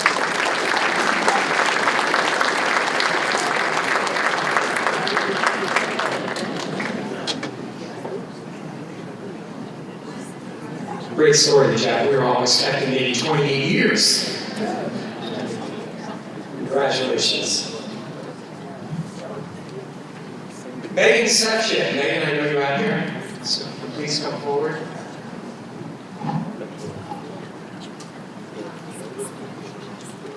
Megan was a game changer. She's class of 2014 for the Falcons girls basketball program. At the time, I was the public address announcer for the Falcon basketball teams, both boys and girls, and the football teams. We had some good years in girls basketball, but when Megan joined the varsity as a freshman, it was easy to see that she was somebody special, just not as a player, but as a person.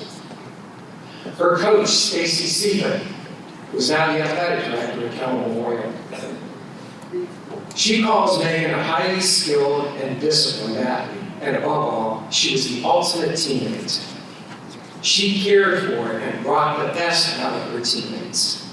She also generated so much excitement at Falcon Gymnasium with her excellent ball handling and three-point swishes that brought big crowds to their feet.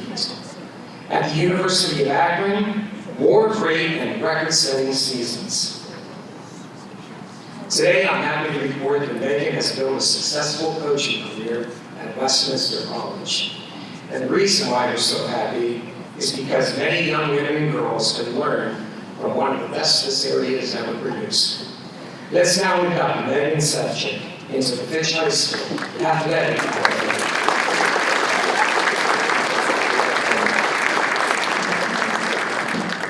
So I know it's late and everyone's eager to get out of here, so I will keep this as short as possible. I would like to first thank God for the amazing opportunity to be standing up here right now getting inducted into the Fitch Athletics Hall of Fame. I would also like to thank the Hall of Fame committee for this amazing opportunity and congratulate the other inductees on this honor. As people get older, they tend to talk about a time that they would go back to, and for me, that would be my 4 years of high school.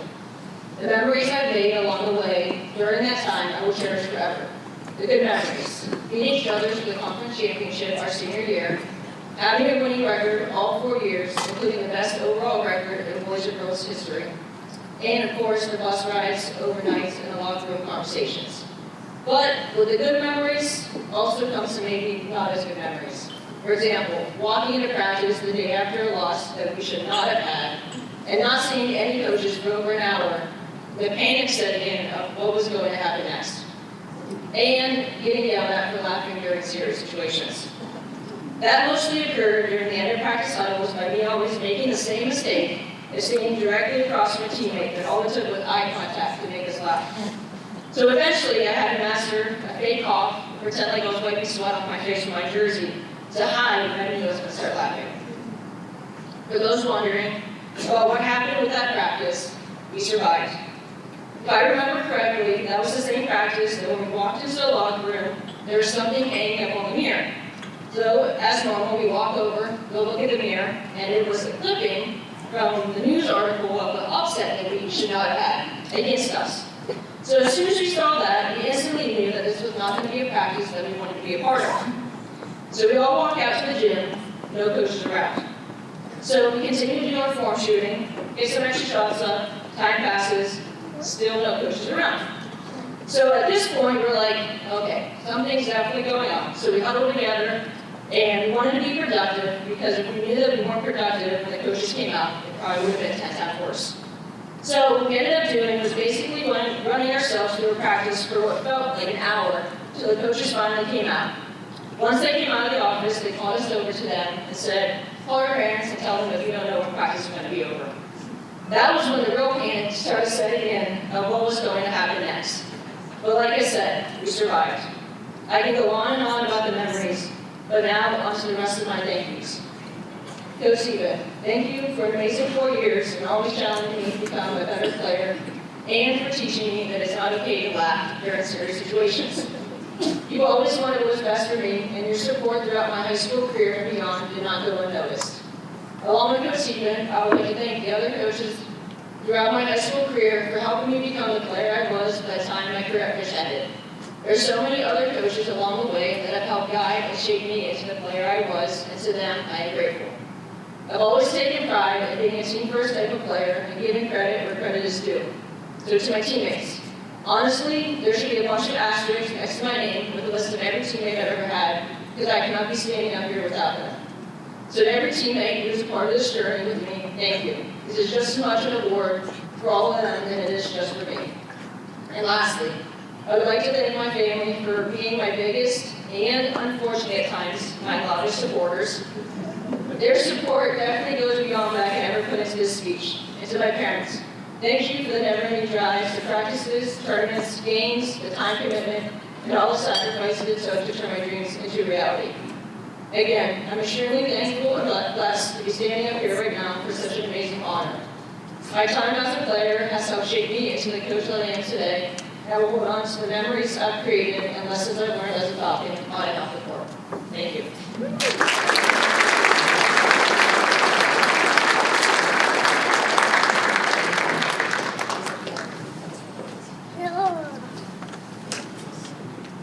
Thank you, Megan, and we wish you continued success. Thank you very much. And at this time, I would just like everyone to please give yourselves a round of applause, especially the friends and families that over the years have put up sacrifices for the greatness, the athletics, greatness, and academics. We know it takes a lot, and you all put up with so much and done so much for your children. It's just so phenomenal to be part of this. So, in closing, how about some closing comments of the chairman of our committee, Mr. Dan Bogish. Dan.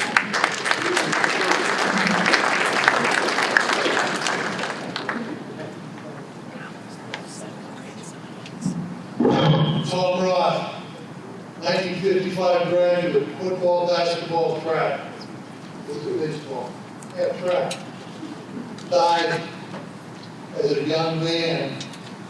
I wish I could give you the year, but I can't. But he is into our Hall of Fame posthumously tonight. And was, from what I understand, great human being and a great student and a wonderful athlete.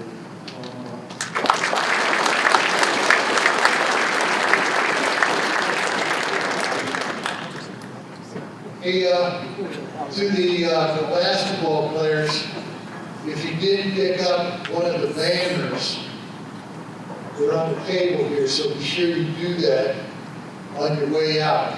To the two coaches and all the inductees, don't forget the proclamations from the trustees tonight.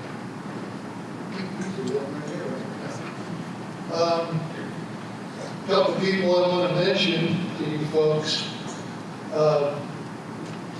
You know, the title is the Fitch, Austintown Fitch Athletic Hall of Fame. The high school is where you inductees became known. What you did, how you acted, not just about athletics, it's about your personality as well. About your hard work in the classroom is also part of it. That's how you got here. More often than not, inductees are nominated by way more than one person. And then those inductees and their backgrounds are studied carefully by the people I'm going to bring up here in a second. So it's pretty much a combination of a lot of things that got you folks up here today. And your name, your pictures will be forever on the Wall of Fame in Austintown Fitch High School. Two people that weren't mentioned tonight as representing Fitch High School and close friends of mine, our first assistant AD, Allison Jones. Allison, will you stand up, please?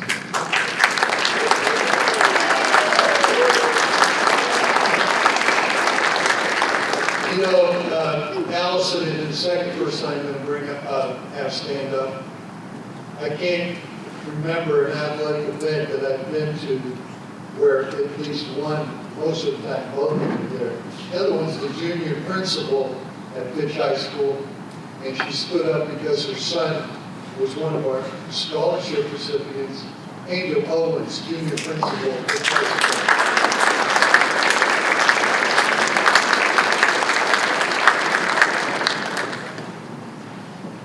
And they do a good job of representing Fitch, and quite frankly, they have a lot to do with what I've already said about that. So let's bring up the committee first and have a stand over here, please. Come on. Chop, chop, let's go. It's not a one-man operation. I can tell you this, we've been doing this since February. As to who's going in this year, who deserves to go in this year. I'll introduce that first. John Mishishka.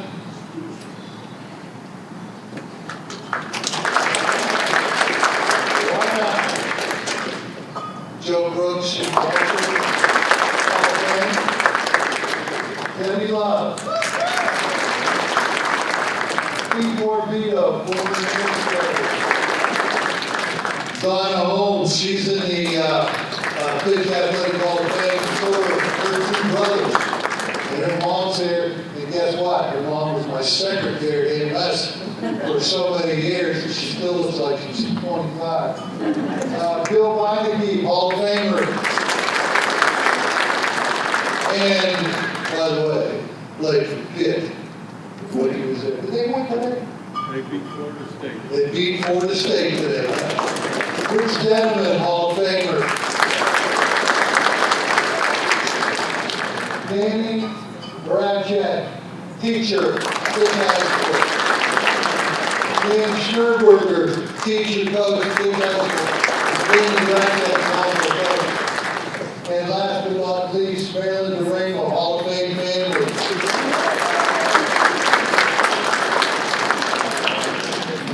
I think it's one of the brothers played.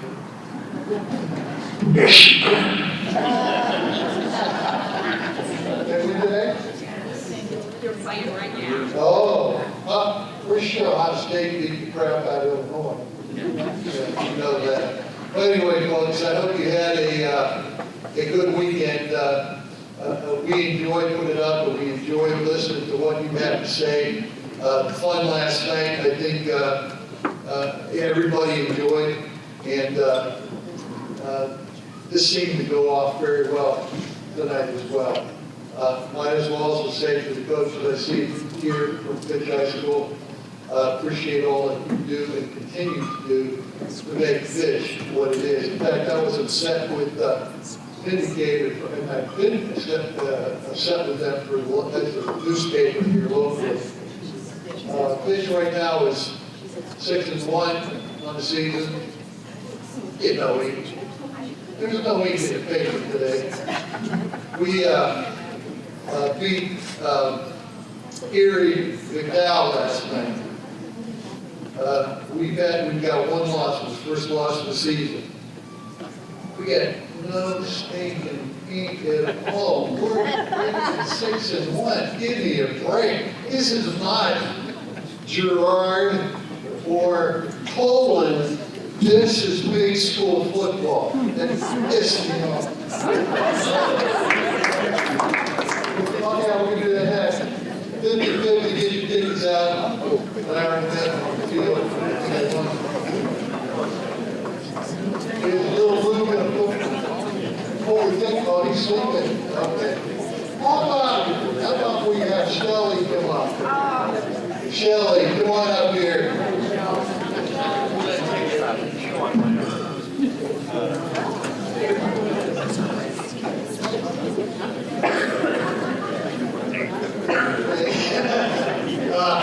First year I taught, September 1970, right here.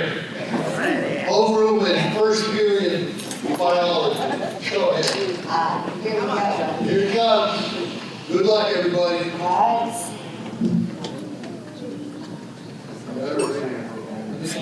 Okay, I'll do mine first and then I'll call the numbers.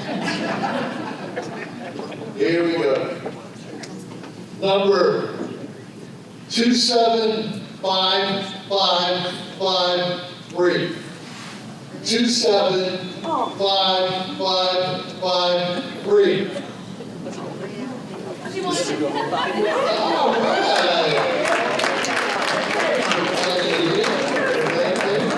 Come on up here.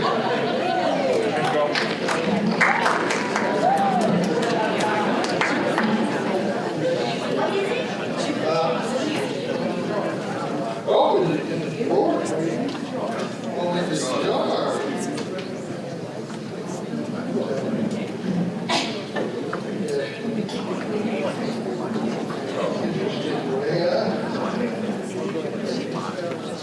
This is the hat.